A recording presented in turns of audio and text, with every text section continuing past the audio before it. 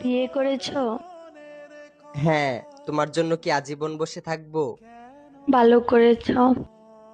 বিয়ে তো করারই ছিল। একটা ছবি দিতে পারো? কিসের ছবি?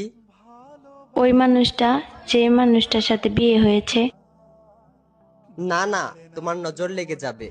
না না না, আমি নজর লাগাবো না, একবার দেখেই ডিলিট করে দেব। না, আমার তোমার উপর ভরসা নেই। আমি ওর উপর কারো নজর লাগতে দেই না।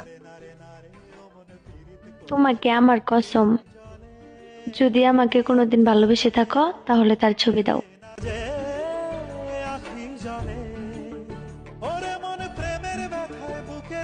এইটা তো আমার ছবি।